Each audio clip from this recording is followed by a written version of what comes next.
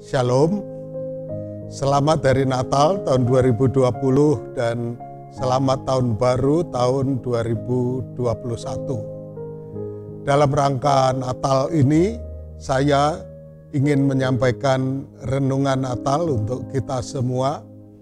Mari kita renungkan yang saya ambil dari Matius pasal yang pertama, ayat 18 dan 19. Matius 1 ayat 18 dan 19. Kelahiran Yesus Kristus adalah seperti berikut. Pada waktu Maria ibunya bertunangan dengan Yusuf, ternyata ia mengandung dari Roh Kudus sebelum mereka hidup sebagai suami istri. Karena Yusuf suaminya seorang yang tulus hati dan tidak mau mencemarkan nama istrinya di muka umum, ia bermaksud menceraikannya dengan diam-diam. Mari kita perhatikan situasi yang sedang terjadi antara Yusuf dan Maria berkenaan dengan pemberitahuan Tuhan tentang akan lahirnya Yesus, Sang Juru Selamat. Ternyata kalau kita lihat, Allah lebih dahulu memberitahu Maria untuk kelahiran bayi Yesus. Allah lebih dahulu memberitahu Maria bahwa dia akan mengandung bayi Yesus. Allah tidak langsung memberitahu kepada Yusuf. Pada waktu Allah memberitahu Maria, Allah tidak langsung memberitahu kepada Yusuf. Sampai kemudian Maria terlihat hamil, Allah belum berbicara kepada Yusuf. Sampai kemudian karena Yusuf melihat Maria hamil, maka berkecamuklah berbagai hal di dalam pikiran Yusuf. Baik, apa penyebab Maria hamil dan apa langkah yang harus diambil oleh Yusuf. Maka itu sebuah pergulatan jiwa yang sangat rumit dan Allah pada saat itu belum berbicara kepada Yusuf. Nah, pertanyaannya adalah mengapa Allah tidak berbicara bersamaan saat dia berbicara kepada Maria, dia juga berbicara kepada Yusuf. Sehingga dengan demikian, maka ceritanya akan menjadi jauh berbeda. Betul? Yusuf tidak perlu bergulat dengan pikiran yang rumit. Kehidupan akan jauh lebih mudah nampaknya bagi Yusuf. Allah baru berbicara kepada Yusuf ketika Yusuf didorong oleh motivasi hati yang tulus. Yusuf mengambil keputusan untuk menceraikan Maria yang baru saja bertunangan dengannya. Nah, ini sesuatu yang menarik.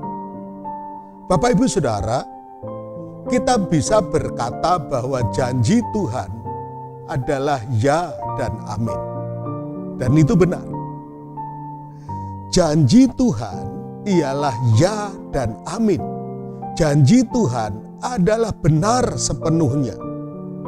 Tuhan memberitahukan janjinya kepada kita.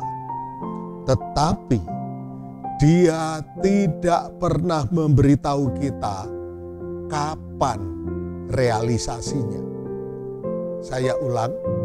Tuhan memberitahukan janjinya kepada kita, tetapi Dia tidak pernah memberitahu kapan realisasinya. Nah, tentang kapan, itu menjadi bagian kita untuk bergulat di dalamnya. Karena di dalam kapan itu terkandung banyak hal, yaitu tentang kesabaran, tentang kesanggupan untuk menanggung, tentang keyakinan, yang kokoh, tentang perspektif dalam memandang, tentang respon terhadap hubungan dengan orang lain, dan sebagainya. Kita jadi ingat bagaimana Abraham menggumulkan tentang kapan dalam tanda kutip ini. Janji Tuhan bahwa Abraham akan memiliki keturunan yang banyak seperti bintang di langit. Janji ini diucapkan oleh Tuhan kepada Abraham beberapa kali. Namun Abraham yang menerima janji itu tidak pernah tahu kapan realisasinya. Sehingga akhirnya Abraham pun mengalami Hagar dalam perjalanan hidupnya. Dan akibat yang ditimbulkannya dapat dirasakan sampai hari ini. Namun Allah setia.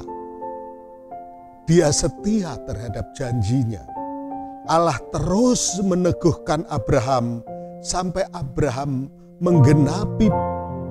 mengalami penggenapan dari janji Tuhan tersebut.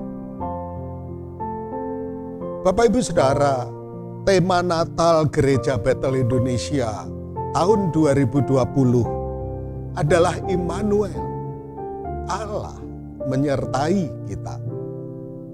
Tuhan menyertai kita. Dia menyertai dalam bisnis, usaha, pekerjaan, studi, rumah tangga, dan pelayanan kita. Namun, buah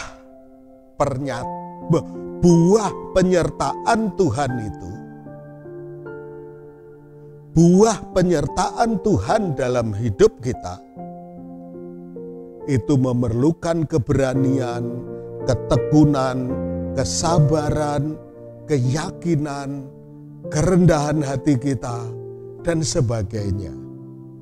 Pergulatan tentang kapan itu menjadi sangat relevan bagi kita. Pada waktu Tuhan berjanji bahwa Dia adalah Immanuel, Allah menyertai kita. Pergumulan kita, pergulatan jiwa kita akan membawa kita semakin terlatih, terampil, kuat, dan tangguh. Karena itu mari terus kembangkan iman yang aktif. Kita tidak larut dalam situasi yang pasif, negatif, dan tidak produktif. Kita tidak mau itu. Kita mau untuk kita bertumbuh menjadi lebih kuat, lebih percaya, dan lebih berbuah. Allah berdaulat terhadap waktu, dan